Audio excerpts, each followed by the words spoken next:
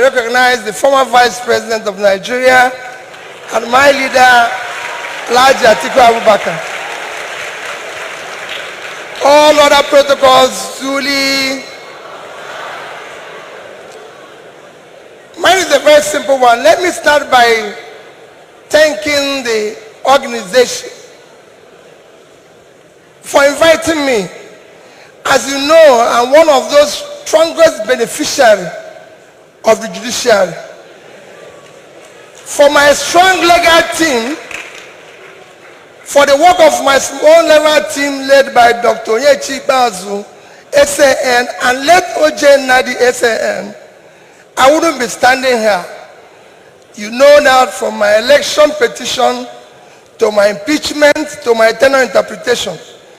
And again, whenever people talk about corruption in the legal or in the judiciary and one who takes exception, in all this journey, I did not give anybody 1 naira.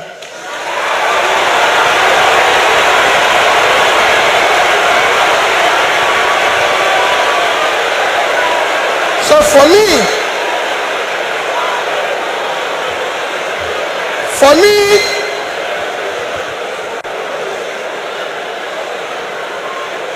I remain eternally grateful to you for what you did for me to be here and everything.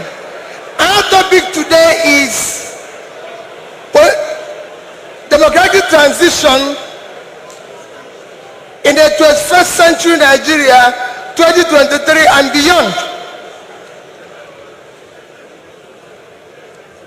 I think it's for great people like you or people like Chimamanda invited, but for me as a trader, I'll try to contribute in my own little way, the way I think we should go.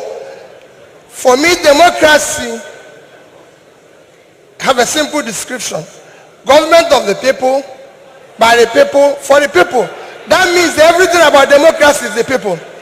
And transition means changing from one thing to the other.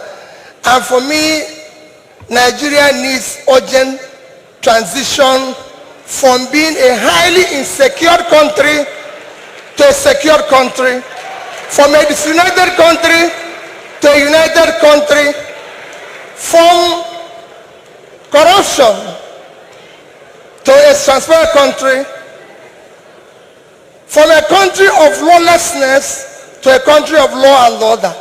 But in all this, it is important that we look at where we are today for people to understand the gravity of the journey we are going to take if we are going to transit. Where are we today? Nigeria have qualified to be a failed state. We have met the 2 or 3 biggest characteristics of a failed state. Number 1 is when you're no longer in charge of your territory. Today, we are among the top terrorized countries of the world. We are among the top kidnapping countries of the world. Banditry, criminality, bandits have taken over some parts of this country. Nigerians are being killed daily. All sorts of criminality is going on daily. Even our most important source of foreign exchange revenue, oil, is today 80% stolen. That shows how bad it is. We are the only country, apart from Venezuela, who we know is their own is because of sanctions, that is not meeting up its OPEC quota. Every other country is begging for increase, but Nigeria is not meeting up its own. And you wouldn't believe the quantity that is missing. In July alone, our total average, our quota is 1.8 million. In July, our total average was 1,083,000 barrels a day. That means that in July, we lost 707,000 barrels per day. If you multiply that by 31 days, it will give you 22,227 barrels of oil that we lost. This is a country that needs dollar. If you sell it, if you sell that oil, if you sell the quantity we lost, this is July alone. If you sell it at the average price of $110, it will give you $2,450,000,000, which at our rate of exchange of 550, you lost. If you use 550, because I used an average of 550, you've lost 1,344,700,000,000 naira. That is your country. That's what you lost in 1 month because of stealing. It is important that we know this. Number two item to show that we are first state is that you are no longer in control of your economy. Your economy today, we have an economy where we have over 100 million people living in poverty. Your unemployment is one of the worst in the world because you have a combined unemployment of 50%, unemployment and unemployment. Out of 200 million Nigerians, 60% is supposed to be working. So you're supposed to have 120 million Nigerians working, but today Nigerians that are working are under 50 million. So 70-something million of Nigerians are not working, they are not productive. When you compare this to your productivity, you will see how low it is. But what is even worse, we're in a physical mess, total physical mess, because of all this.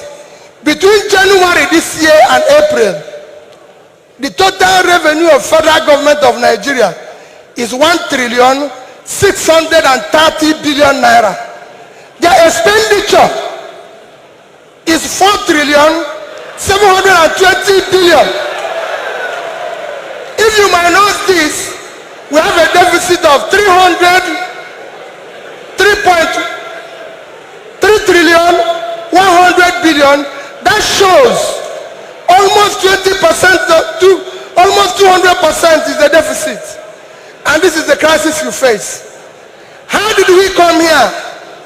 It's a cumulative effect of leadership failure over the years.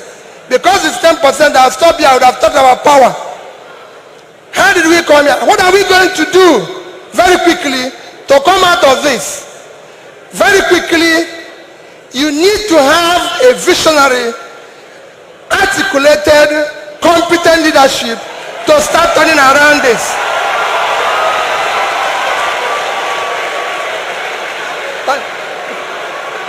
So next year, the time is up. I'll take it there.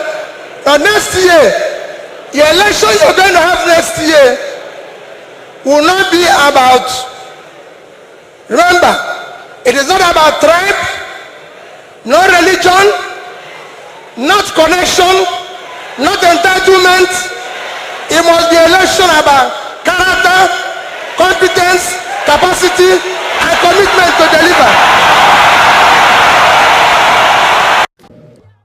Please don't forget to subscribe to this channel, The Mirror TV on YouTube, The Mirror on Facebook, The Mirror TV on Twitter. Subscribe and follow us, as we shall be giving you updates of the activities here in Obi'S State and across the globe. For advert placement or sponsorship, call the number showing on the screen or email us at mbamsylvester